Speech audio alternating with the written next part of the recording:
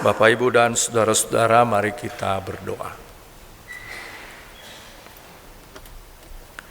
Terpujilah Engkau ya Tuhan Allah kami, Allah yang perbuatan tangannya begitu luar biasa, yang mengubah laut menjadi tanah kering, dan yang memampukan kami untuk menyeberangi lautan yang penuh dengan gelombang oleh karena kasih setiamu yang tidak pernah ada habis-habisnya dalam hidup kami. Hari ini kami bersuka cita, bersyukur karena kami diizinkan oleh Tuhan untuk kembali lagi membarui iman percaya kami kepada Yesus Kristus Sang Putra Allah melalui sabdamu yang akan kau sampaikan kepada kami. Kiranya engkau menuntun kami agar kami dapat mempersembahkan hidup kami sebagai persembahan yang harum di mezbahmu. Bersabdalah kepada kami semua di tempat ini dan juga kami yang mengikuti kebaktian secara online. Di dalam kasih dan cintamu yang besar, kami berdoa. Amin.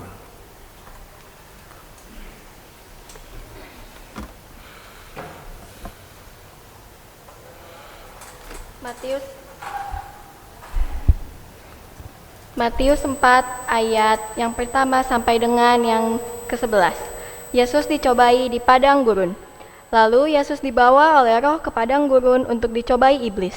Setelah berpuasa 40 hari dan 40 malam, akhirnya laparlah Yesus. Datanglah si pencoba dan berkata kepadanya, "Jika engkau anak Allah, perintahkanlah supaya batu-batu ini menjadi roti."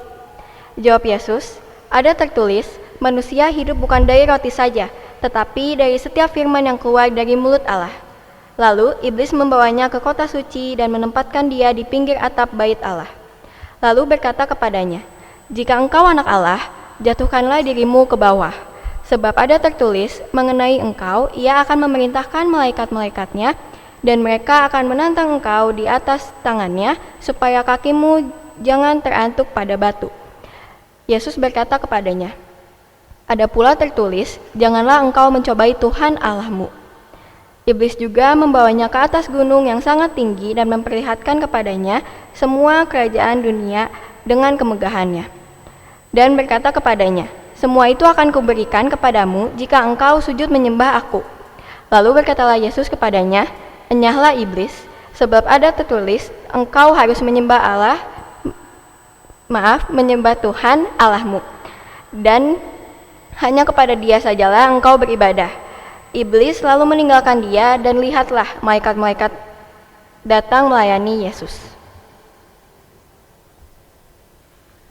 Demikianlah sabda Tuhan. Berbahagialah kita semua yang mendengarkannya serta memelihara dalam hidup setiap hari. Hosiana.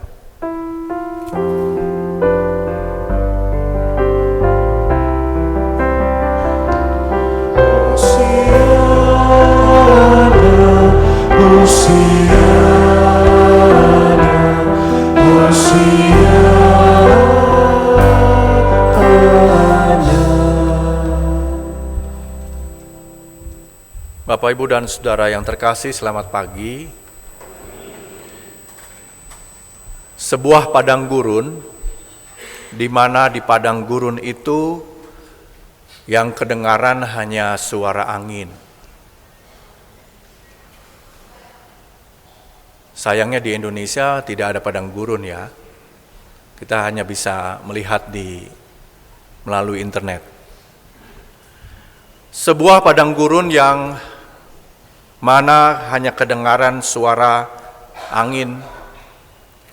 Dan di sana ada Yesus yang berdiri, bukan sebagai orang yang ditawan, bukan sebagai orang yang terpenjara oleh situasi padang gurun tersebut, tetapi di sana Tuhan Yesus berdiri sebagai orang yang paling bebas, merdeka.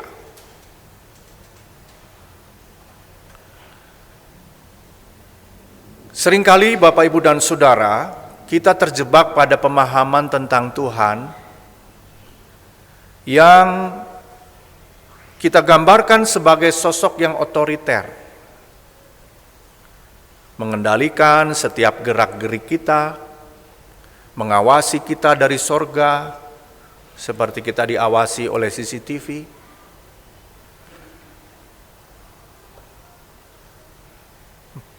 Kita disuruh mengenakan tali kekang supaya kita tidak kemana-mana. Namun hari ini di padang gurun kita melihat sebuah realitas yang berbeda. Kita melihat sosok Tuhan yang menarik diri masuk ke dalam keheningan, masuk dalam situasi yang kering dan sunyi, dan membiarkan Yesus, Sang Putra Allah, berada di tengah-tengahnya. Padang gurun adalah ruang bagi Yesus untuk memutuskan siapa dirinya.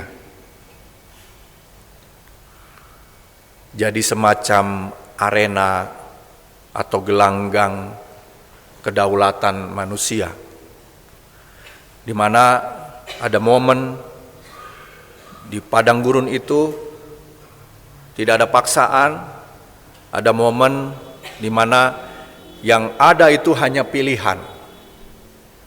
Jadi situasinya Tuhan Yesus, tidak ada yang memaksa dia.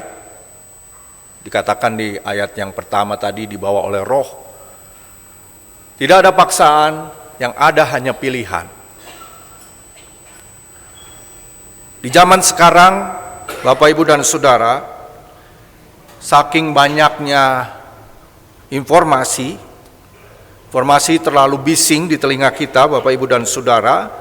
Informasi itu memaksa kita untuk mengambil keputusan kecil setiap waktu bahkan. Memaksa kita untuk mengambil keputusan karena ada notifikasi, kemudian ada tuntutan, ada tekanan, dan lain sebagainya. Situasi yang kemudian memaksa kita menjadi berada dalam situasi yang sulit, dan akhirnya kita mengalami kelelahan dalam mengambil keputusan. Karena tadi kita dikejar-kejar oleh informasi dan notifikasi yang banjir banyak sekali. Akhirnya kita kehilangan kepekaan kita. Kita lelah secara mental, yang kemudian membuat kita tidak bisa lagi mengendalikan diri kita sendiri. Kita tidak lagi dipandu oleh hati nurani kita yang paling jernih, tetapi kita dipandu oleh algoritma, dipandu, didikte oleh algoritma. Jadi hidup kita itu seperti algoritma jadinya. Contoh sederhana, Bapak, Ibu, dan Saudara kalau belanja online, suka ya Bapak, Ibu, dan Saudara? Kalau misalnya sekali beli sepatu, nanti ketika buka lagi aplikasi itu, yang muncul, ya yang ditawarin juga sepatu-sepatu yang diskon-diskon, apalagi sebentar lagi nih kita mau hari raya ya, banyak diskon. Sekali kita punya Instagram, kita misalnya melihat renungan katakanlah, maka yang muncul di beranda kita adalah banyak sekali renungan-renungan yang muncul di sana. Algoritma. Kita manusia modern didikte oleh itu. Seakan-akan kita diarahkan untuk mana yang kita beli, mana yang kita benci, dan mana yang harus kita kasihi. Tidak lagi didikte oleh nurani, tidak lagi dituntun oleh suara hati yang paling jernih, tetapi oleh sistem. Saudara-saudara, iblis dalam cerita Injil Matius 4 ini datang kepada Yesus bukan untuk membelenggu Yesus, tetapi justru memberikan tawaran kepada Tuhan Yesus. Tawaran terhadap kebebasan yang dimiliki oleh Tuhan Yesus. Pada saat iblis membujuk Tuhan untuk mengubah batu menjadi roti, sebenarnya Bapak, Ibu, dan Saudara, iblis sedang menawarkan sebuah otonomi, sebuah kebebasan yang hanya berpusat pada pemuasan hasrat atau insting tertentu. Pemuasan pada sesuatu yang sifatnya instan. Jadi ada istilah dopamin loop. Dopamin itu sesuatu enzim atau apa yang ada di kepala kita yang membuat kita merasakan kepuasan. Dan iblis menawarkan itu supaya batu ini cepat diubah menjadi roti. Singkat, instan, dan cepat. Ini jebakan. Itu jebakan iblis. Sesuatu yang cepat saja. Puas sudah. Ganti lagi. Tetapi di sini kita lihat Tuhan Yesus menjawab dengan sadar sebagai sosok atau subjek yang bebas tadi. Yesus menjawabnya dengan mengatakan, manusia hidup bukan dari roti saja, tetapi dari firman yang dikeluarkan oleh Allah. Roti bukan menjadi tidak penting, Bapak, Ibu, dan Saudara. Tuhan Yesus tidak menghilangkan rotinya dan tidak melarang kita untuk untuk makan roti. Jangan makan roti. Tetapi dia sadar bahwa kebebasannya, pilihannya adalah menunda pemuasan dirinya demi sesuatu yang lebih kekal.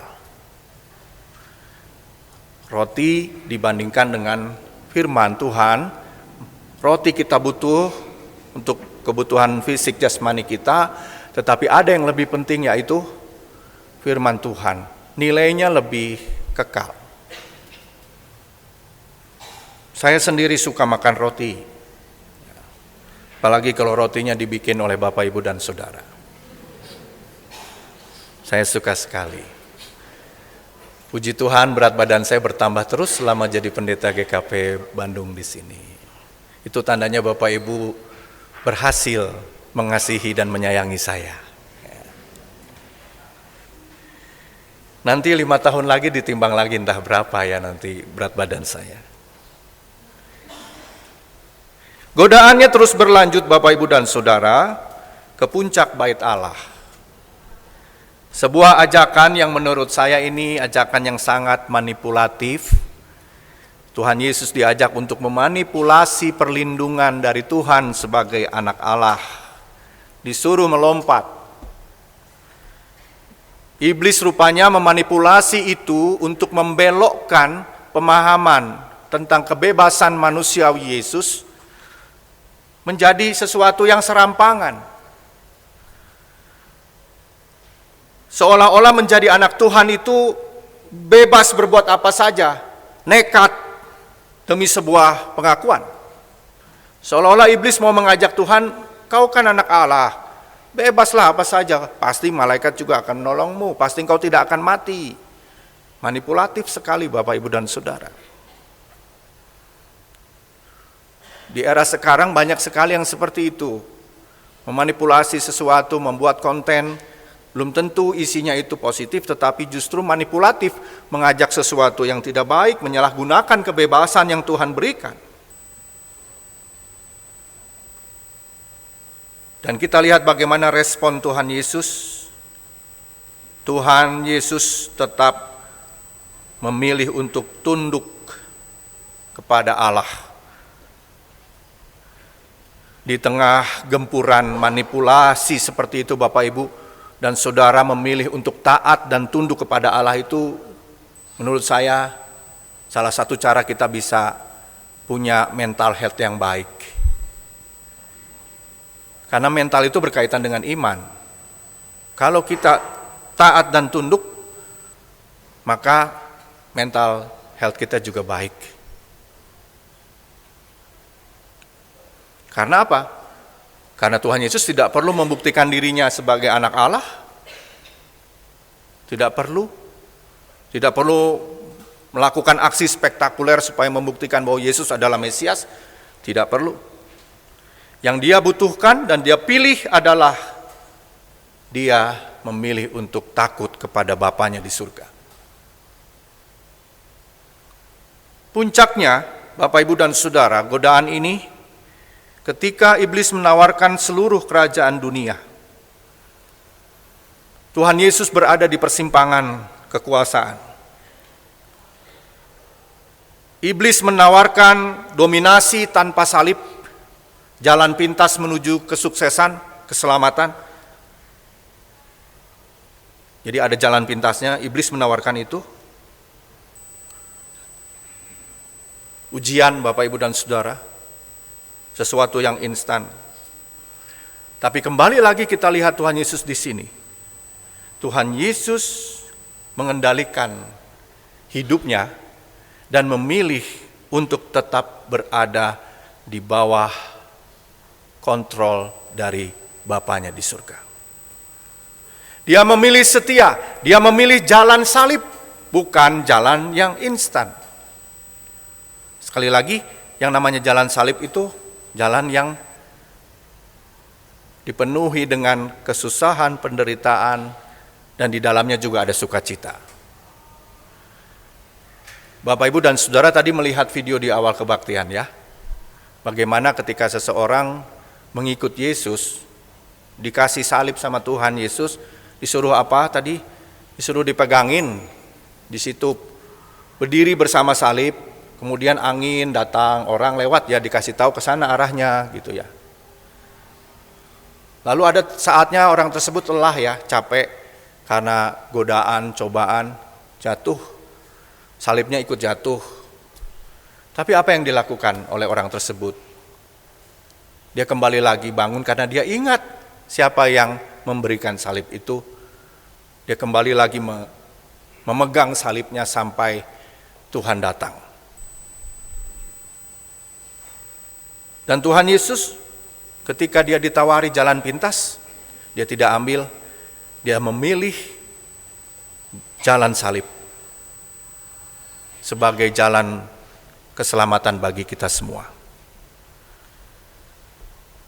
Bapak, Ibu, dan Saudara, hidup kita di era digital ini adalah padang gurun yang penuh dengan tantangan. Penuh dengan distraksi, penuh dengan gangguan. Tuhan yang kita sembah tidak sedang mengintai kita, mengekang kita, menghukum kita kalau kita salah secara langsung. Tuhan yang kita sembah dan kita hayati di Minggu Prapaskah ini adalah Tuhan yang menghormati martabat kita. Dia memberikan kita kemudi itu supir ya, kayak supir gitu yang mengemudikan, bisa supir, bisa pilot, bisa macam-macam. Kita dikasih kemudi untuk kita bisa mengemudikan hidup kita di arus informasi yang luar biasa seperti sekarang. Inilah padang gurun kita.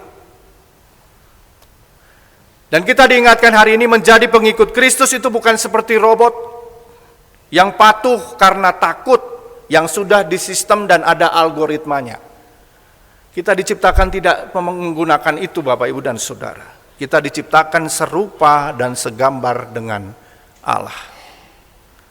Apakah itu algoritma?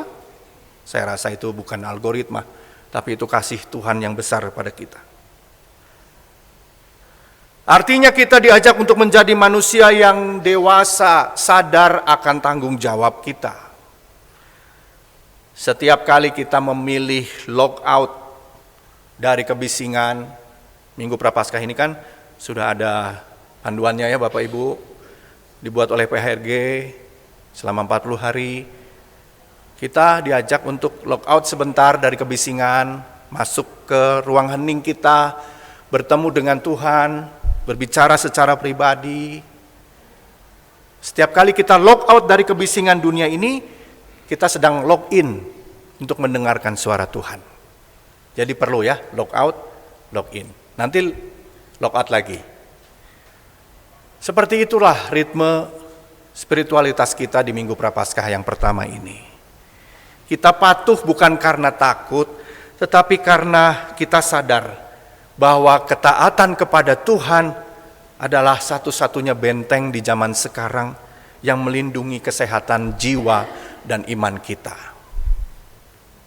Sekali lagi, taat adalah benteng. Dalam ketaatan itulah kita memilih dan mengambil keputusan di tengah situasi apapun, termasuk di tengah situasi yang sulit. Ketaatan kepada Allah adalah tindakan yang paling radikal zaman sekarang. Ketaatan yang membawa kita menjadi manusia yang dewasa, sadar akan tanggung jawab kita. Tuhan menyertai kita semua. Amin.